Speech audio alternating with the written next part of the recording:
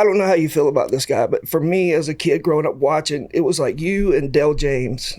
Oh my God, how do I feel about Del James? Yeah. There are very few people on this planet that I like as much as Del James, that I respect. A matter of fact, if there's a problem or question about writing or anything, I will always turn to Del James. Well, to me, when I was a kid, it was like you and him were the guys that... Love Del. He's got a graphic novel out called Consensual Violence that's about like luchadors and stuff, and he is one of the few people that's been with Guns N' Roses since day one. He's like Axl's guy.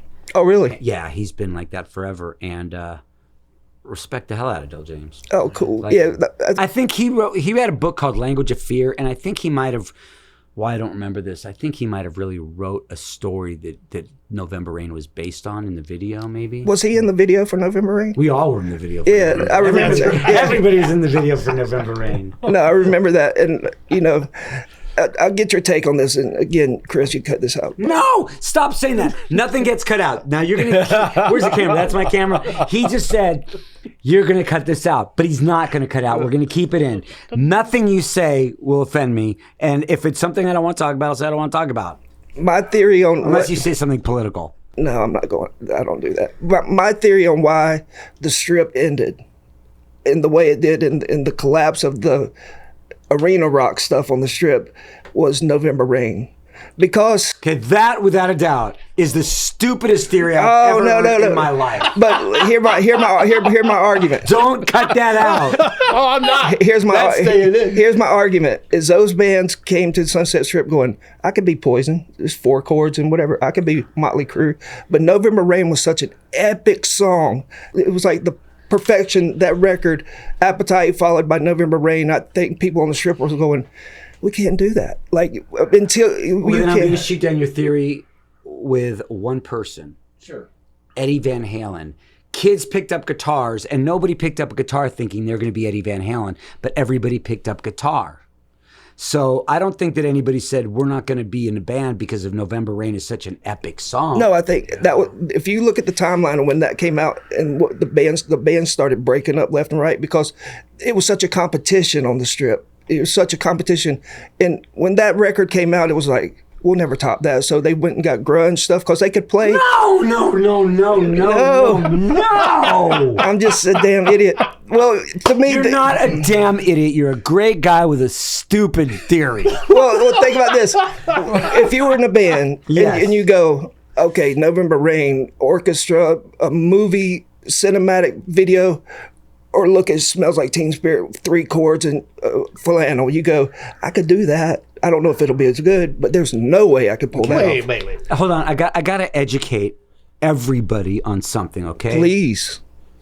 Nirvana and Soundgarden and Alice in Chains play rock and roll. Soundgarden, if there wasn't that thing that they called grunge, Soundgarden, I hear so many Sabbath influences when it comes to Soundgarden. You know, Nirvana was just kind of punk rock. I mean, when the Nirvana record came out, I remember because the notorious Nirvana on Headbangers Ball. I loved that album Bleach because it had some like punk rock angst to it and it was a great record. But here, I'm going to say this. I go on a long theory that I could do a whole hour about this, but I'm going to say one thing about any of that theory, about grunge now, not the November Rain video. Heavy metal is strong, heavy metal. And I'm not talking about like, because nobody ever talks about how come all the heavy bands, the thrash bands, the death metal, the black metal bands, how come those bands never lost their following? You know, I mean, look at who's selling out arenas. Look, Megadeth's last album hit #1, you know, and that's a metal band, you know? So, and grunge didn't kill Megadeth or Metallica, the biggest rock and roll band in the world. But here's the thing. We're heavy metal fans and we're metal bands and metal bands are strong.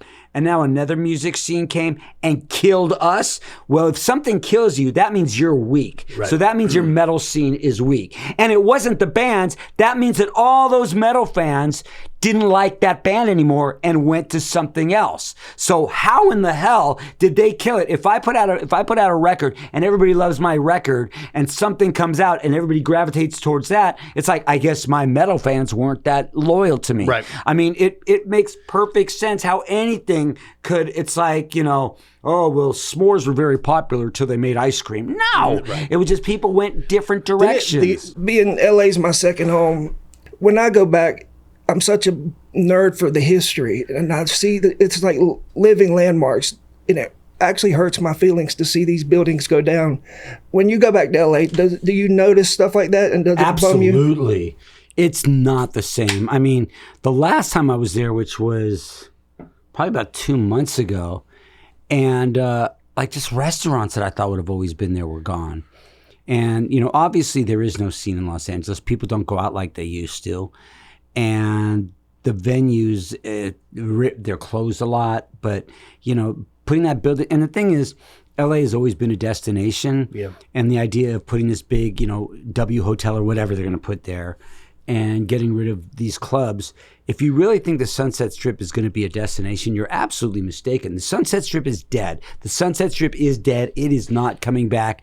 I don't know how long Whiskey Rainbow, Roxy are going to be there, hopefully for a while. But I don't know. And the Rainbow's not the same. No, the Rainbow's a museum now of what it used to be. That's what I was going to say. These places are going to end up being museums for they'll still operate, but it's going to be, back in the day this happened here. But the thing is, it's not just the locations and the sceneries and landmarks. Everything's different. The homeless situation is out of control. It's so sad in LA. Gas is too expensive. It's expensive to live. Crime is rampant. Taxes and it always are nuts. was. Everything is crazy. I mean, when I had to make the decision, do I want to go back to Hollywood or do I want to stay in North Carolina?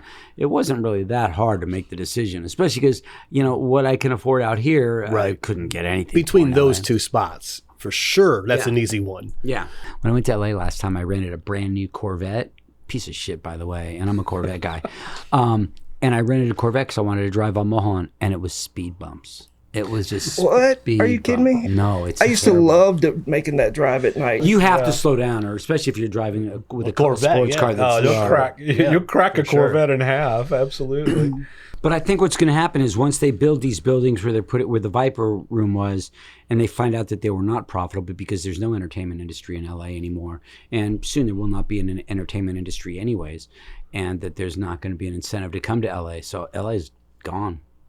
God, I think it hurts my heart. There's such a big part of American culture. Think about Fast Times at Ridgemont High, the mall, all of those the malls are also something. I still think I'm going to go to the North Lake Mall which is out here, and people say you don't want to go there, and don't, because I like watches. They're like, don't wear your watch. I'm like, really? And everything's closing there, and the first things to go is when they lose the Apple Store.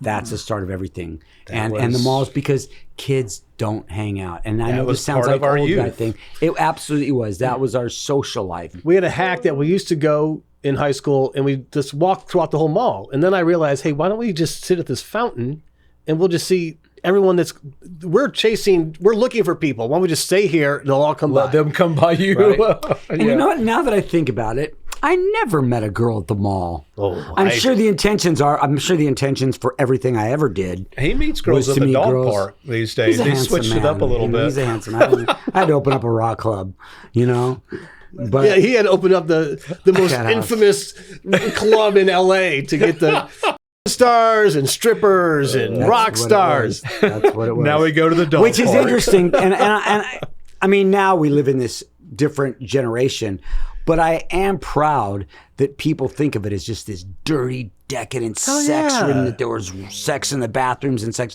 Like, I'm okay with that. It does. It does. I talk a lot about that in One Foot in the Gutter.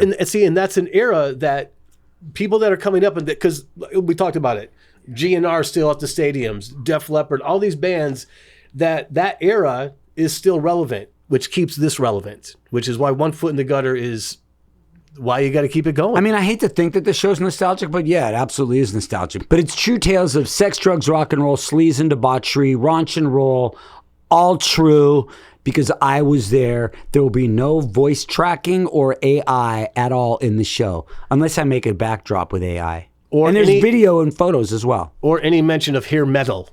Hair metal? Right. We're not doing that. I hate the word hair metal. Do you?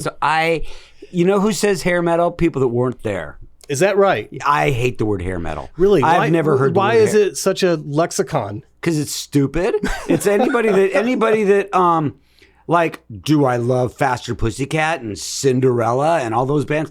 Absolutely, I do. It's a lot of hair and a lot of metal. But what do I listen to Cinderella thinking how great Tom Kiefer's hair was, or look how cool Tammy looked? No, I listen to it for the music. And when you say hair, right, what you're doing is you're downplaying a genre of music by its hair. Like thrash is called thrash, thrashing around. Death is dark. Heavy is heavy. Hair. And hair metal is because their hair was full of hairspray. Okay, I didn't listen to their hairspray. I listened to their music, okay? And then it got to the point that people were just about that look, and and people don't look at some of the great music that came out of that era. Like, like Hanoi Rocks. Like that was one of one of the first of that genre, if you don't go back to T-Rex, Slade. I mean, back in the Cat House, occasionally we'd call it glam. It was called glam, but when it was glam going back to the T-Rex Sweet days. Yeah. That's what we were calling glam. But hair metal. Well, I didn't want to piss you off right away. I knew it was time to do that. I hear it all the time. Every time everybody's like hair metal, I'm like, what should it be called? I mean, is there? Well, I'd take Lemmy's path, and I call everything, whether it's possessed or, faster. I just call it rock and roll.